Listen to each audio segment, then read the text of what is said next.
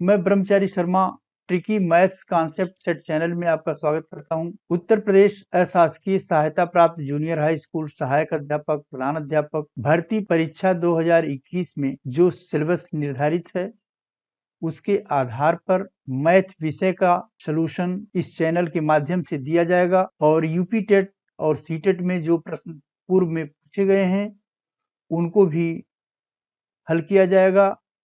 साथ ही साथ विभिन्न प्रतियोगी परीक्षाओं में पूछे जाने वाले प्रश्नों को भी इस चैनल द्वारा निरंतर दिया जा रहा है। आज मैं एडेड जूनियर हाई स्कूल सहायक अध्यापक प्रधान अध्यापक भर्ती परीक्षा 2021 के अंतर्गत यूपी टेट फरवरी 2016 में गणित विषय में पूछे गए प्रश्नों का शॉर्ट ट्रिक बताऊंगा। इसके अंतर्गत 16 प्रश्नों का हल आज दिया जाएगा। शेष 15 प्रश्न अगले वीडियो में मैं दूंगा।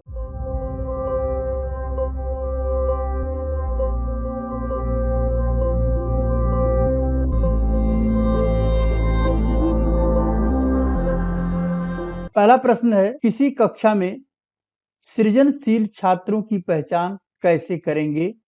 उन्हें गणितीय प्रश्न करवाकर, उन्हें एक किताब के पैराग्राफ या अंशों को पढ़ने को, उन्हें किसी वस्तु के नए उपयोग करने को कहकर, उन्हें एक बड़ा रासायनिक सूत्र याद करने को कहकर। इन विकल्पों में किसी वस्तु का जो नया प्रयोग छात्रों से करवाना यह सृजनशीलता पहचानने का एक तरीका होता है। इसलिए इसका जो करेक्ट ऑप्शन है वो ऑप्शन सी है कि छात्रों को किसी वस्तु के नए उपयोग करने को कह करके सृजनशीलता को पहचाना जा सकता है। इसका करेक्ट ऑप्शन सी होगा। Next question, R in bracket 9 to the power r plus 1 by 4 into root of 3 into 3 to the power minus r divided by 3 root of 3 to the power minus r is equal to m है। तो इसका अर्थ यह है कि इस संख्या पर 1/r का पावर है और यह बराबर m है। तो दोनों पक्षों में यदि हम पावर r कर दें तो ये r कट जाएगा और यहाँ पर पावर r होगा। तो अब 9 to the power r plus 1 by 4 into root of 3 into 3 power minus r divided by 3 root 3 to the power minus r is equal to m to the power r होगा। अब इस r plus 1 by 4 को हम 9 के दोनों के power के रूप में लिखेंगे तो ये हो जाएगा 9 to the power r into 9 to the power 1 by 4 3 to the power half 3 to the power minus r by 2 3 into 3 to the power minus r by 2 is equal to m to the power r। 9 to the power 1 by 4 है तो इसको हम 9 को 3 square लिख सकते हैं। 3 square power 1 by 4 हो जाएगा। शेष ऐसे रहेगा। यहाँ पर ये 2 4 से कट जाएगा।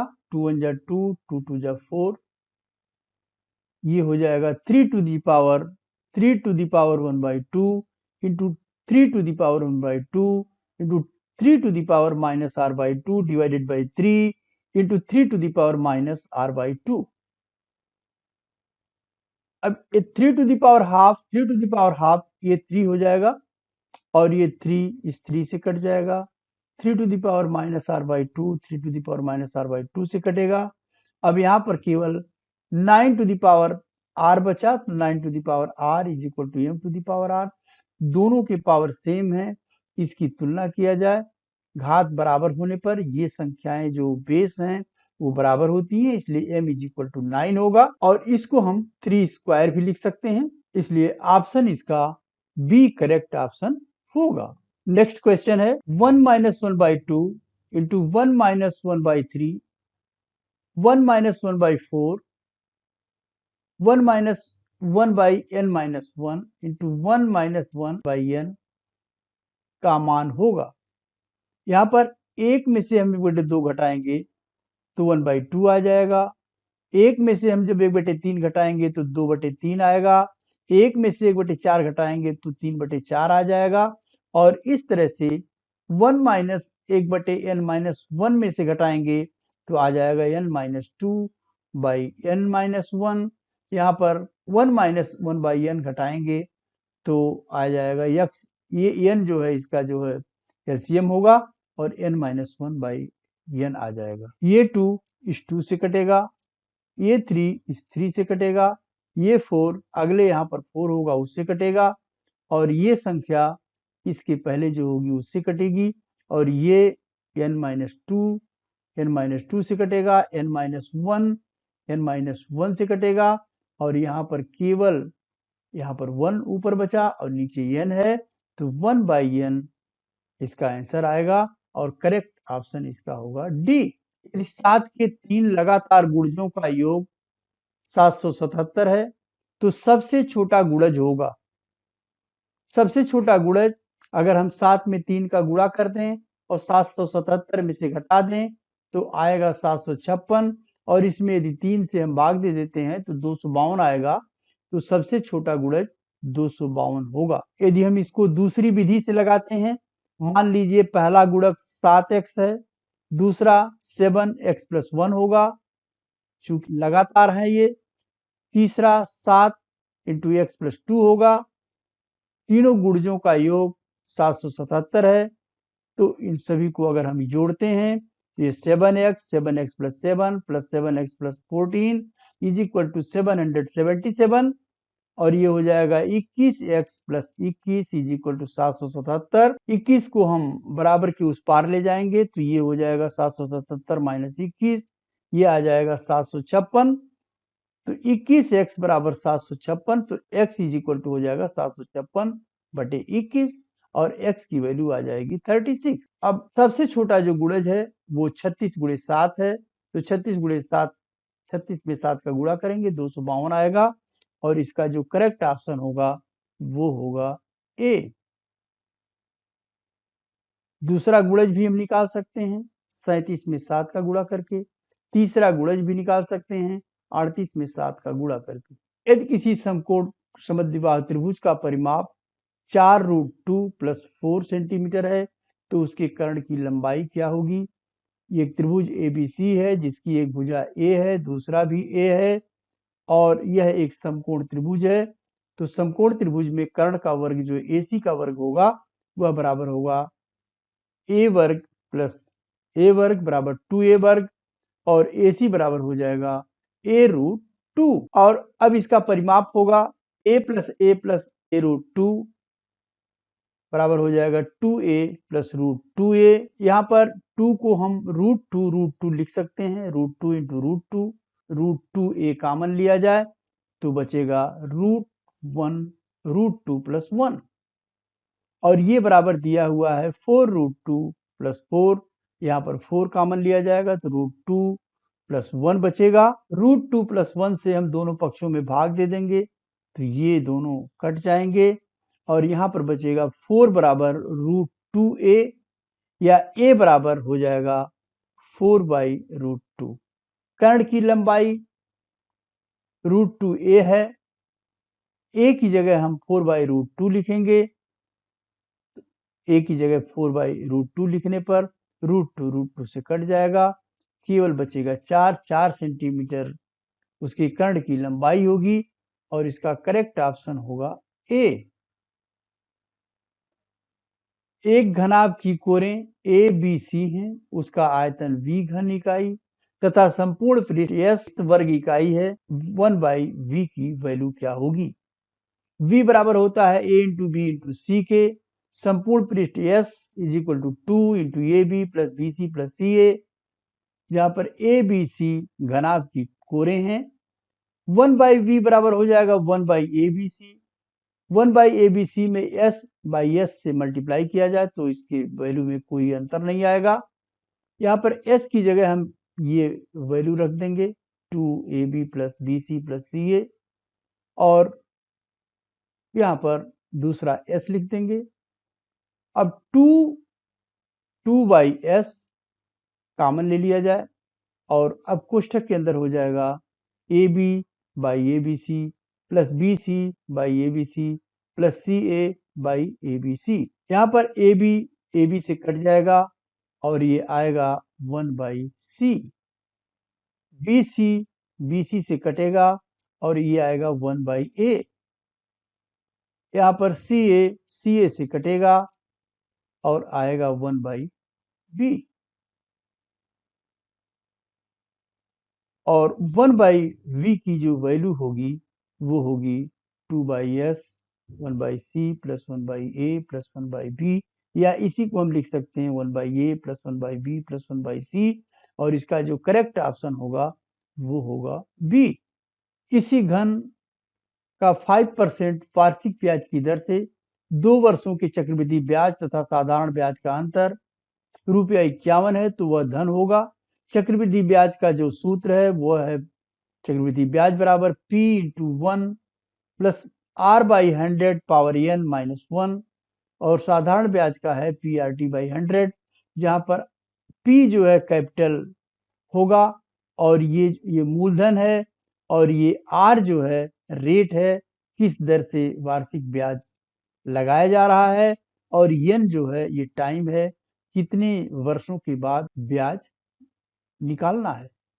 यहाँ पर P कैपिटल है जिसको मूलधन कहते हैं, R रेट है और T जो है टाइम है, कितने वर्ष का टाइम लगाया जा रहा है। दोनों का अंतर 51 है, तो चक्रवृद्धि ब्याज में से जब साधारण ब्याज हम घटाएंगे तो 51 आएगा और ये हो जाएगा P 1 plus R/100 power n minus 1 minus PRT/100। यहाँ पर R की जगह हम 5 लिखेंगे और इसको काटेंगे तो ये हो जाएगा 1/20, और 1 में जब हम 1/20 जोड़ेंगे तो हो जाएगा 21/20, और इसका स्क्वायर है तो 21/20 इंटू 21/20 हो जाएगा, माइनस 1 हो जाएगा, minus P into 10/100। P common ले लेंगे और ये आएगा 21 में गुणा करेंगे तो 441 होगा, 20 गुणे 20 करेंगे तो 400 आएगा, माइनस 1 हो जाएगा, माइनस P इंटू 10/100। 441 में से 400 घटाएंगे तो 41 आ जाएगा, 41/400 into P minus P into 10/100। P common ले लेंगे, यहाँ पर आ जाएगा 41 माइनस 40,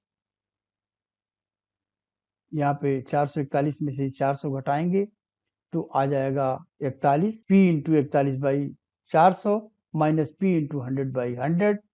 अब यहाँ पर P कॉमन ले लेंगे तो 400 इसका जो है एलसीएम हो जाएगा, और 400 में 400 से भाग देंगे तो 1 आएगा, 1 में 41 का गुणा करेंगे 41 आएगा, 400 में 100 से भाग देंगे तो 4 आ जाएगा, 4 में 10 का गुणा करेंगे तो 40 होगा, 41 minus 40 is equal to P/400 होगा, और ये P/400 इज इक्वल टू 51 दिया हुआ है तो P is equal to 51 into 400 और गुणा करने पर आ जाएगा 20,400 रुपए, और इसका ऑप्शन डी जो है करेक्ट ऑप्शन होगा। नेक्स्ट क्वेश्चन, दिए गए पाई आरेख में एक घर के निर्माण के खर्च को दर्शाया गया है।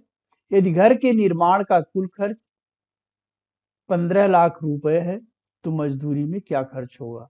यहाँ पर संपूर्ण कार्य को एंगल में दिखाया गया है। संपूर्ण वर्क जो है ये 360 अंश के बराबर है। मजदूरी का कार्य 90 अंश है। इसका मतलब ये हुआ कि 360 जब संपूर्ण कार्य है और 90 अंश जो है मजदूरी का कार्य है, यानी मजदूरी जो है 360 का 1/4 हिस्सा है, तो कार्य मजदूरी पर जो व्यय भी होगा वो 1/4 होगा। यानी इसमें इस टोटल खर्च में अगर हम 4 से भाग दे देंगे तो हमारा आंसर आ जाएगा। तो यहाँ पर मजदूरी में जो खर्च होगा वो 90 डिग्री बाई 360 इंटू टोटल खर्च जितना आया हुआ है 15 लाख रुपया, और यहाँ पे 90 को जब हम काटेंगे तो ये आ जाएगा 4 बार, और ये 4 का इसमें भाग देंगे तो आ जाएगा 3,75,000 रुपया, और इसका जो ऑप्शन है ऑप्शन डी इसका करेक्ट ऑप्शन होगा। यदि एक संख्या का आधा दूसरी संख्या के 0.07 के बराबर है तो उनका अनुपात होगा। माना एक संख्या x1 है तथा दूसरी संख्या x2 है, तो x1 का आधा यानी x1/2 is equal to x2 into 0.07। x1/x2 किया जाए तो 2 का गुणा 0.07 में हो जाएगा, तो ये हो जाएगा 0.17।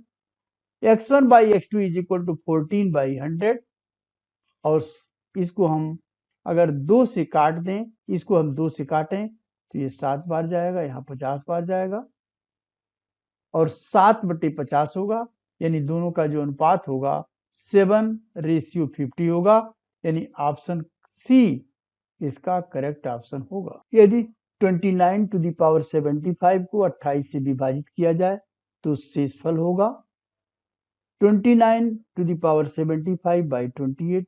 पहले सिंपली हम 29 में 28 से डिवाइड करेंगे, रिमाइंडर 1 आएगा और रिमाइंडर 1 टू द पावर 75 करेंगे तो 1 ही होगा, तो ये और इसमें 28 से डिवाइड करेंगे 1/28। एक में जब हम 28 से भाग देंगे तो ये 0 बार जाएगा और यहाँ पर 0 आएगा और 1 में से जब हम 0 घटाएंगे तो 1 आएगा, यानी रिमाइंडर 1 आएगा, शेषफल 1 होगा और इसका करेक्ट ऑप्शन बी होगा। एक बैग में 4 काली गेंदें, 6 नीली गेंदें, 3 सफेद गेंदें तथा 5 लाल गेंदें हैं। इनमें से एक गेंद को निकाला जाता है तो गेंद के काली या सफेद होने की प्रायिकता क्या होगी? कुल गेंदों की संख्या हम निकालेंगे तो 4 + 6 + 3 + 5 कुल 18 गेंद हैं, जिसमें से एक सफेद गेंद जो चुने जाने की प्रायिकता होगी, क्योंकि सफेद गेंद इसमें 3 है तो 3/18 हो जाएगा, यानी कुल घटित घटना बटे कुल संभावना, तो 3/18 हो जाएगा। एक काली गेंद चुने जाने की जो प्रायिकता होगी वो 18 में 4 होगी, यानी 4/18 होगा। गेंद के काली या सफेद दोनों में से होने की प्रायिकता क्या होगी? दोनों को हम जोड़ लेंगे, 3/18 में 4/18 जोड़ेंगे और 7/18 आएगा और इसका जो करेक्ट ऑप्शन होगा वो होगा बी। यदि ए बी सी बराबर 0 हो तो A4 + B4 + C4 divided by A² + B² + C² की वैल्यू क्या होगी? यहाँ पर A + B + C बराबर 0 है तो दोनों का स्क्वायर कर देंगे, तो लेफ्ट साइड में आएगा A² + B² + C² + 2AB + 2BC + 2CA बराबर 0 का स्क्वायर 0 हो जाएगा। अब 2AB + 2BC + 2CA को हम बराबर के उस पार ले जाएंगे और इसमें से 2 कॉमन ले लेंगे, -2 कॉमन हो जाएगा और ये बचेगा AB + BC + CA। दोनों साइड का पुनः हम स्क्वायर करेंगे, ये लेफ्ट साइड का होगा A⁴ + B⁴ + C⁴ + 2A² B² + 2B² C² + 2C² A²। अब ये बराबर होगा 4, -2 का स्क्वायर हो जाएगा 4 और इसका स्क्वायर जो होगा वो A² B² + B² C² + C² A² + 2B² AC + 2C² BC + 2A² BC। अब ये बराबर के दूसरे साइड में 4 बाहर है और कोष्ठक के अंदर है A² B² + B² C² + C² A² + 2ABC अगर हम कॉमन ले लें तो यहाँ बचेगा C + A + B और A + B + C ये क्वेश्चन में दिया हुआ है, ये बराबर 0 है तो इसकी जगह पर हम 0 लिखेंगे। अगर यहाँ पर 0 आता है तो 0 से किसी भी संख्या को मल्टीप्लाई करते हैं तो ये पूरा का पूरा 0 हो जाएगा और A4 + B4 + C4 + 2A² + B² + 2B² C² + 2C² A² is equal to हो जाएगा 4 को हम इसको ब्रेक करेंगे 4A² B² + 4B² C² + 4C² A² और इस 2A² B² + 2B² C² + 2C² A² को जब हम राइट साइड में ले जाएंगे तो इसमें से घट जाएगा और यहाँ पर बचेगा 2a square b square plus 2b square c square plus 2c square a square. 2 हम बाहर ले लेंगे तो ब्रैकेट में हो जाएगी a square b square plus b square c square plus c square a square. अब इसे हम दोनों साइड में अगर हम इसका इतने a square b square plus b square c square plus c square a square का भाग दे दें तो ये a4 plus b4 plus c4 divided by a square b square plus b square c square plus c square a square is equal to 2 आएगा और इसका correct option B होगा। 9 to the power 1 by 3, 11 to the power 1 by 4, 6, 17 power 1 by 6, इसमें से कौन सी संख्या सबसे बड़ी होगी? इन संख्याओं को हम यहाँ पर पावर के रूप में लिखेंगे तो ये हो जाएगा 9 to the power 1 by 3, 11 to the power 1 by 4, 17 power 1 by 6 की। 3, 4 और 6 का एलसीएम 12 होगा और 12 में हम 3 का भाग देंगे तो 4 आएगा। तो यहाँ पर 4 बाई 4 से हम मल्टीप्लाई कर देंगे और आएगा 4/12। यहाँ पर 4 से हम भाग देंगे एलसीएम में तो 3 आएगा। 3 का हम ऊपर नीचे मल्टीप्लाई करेंगे तो ये हो जाएगा 3/12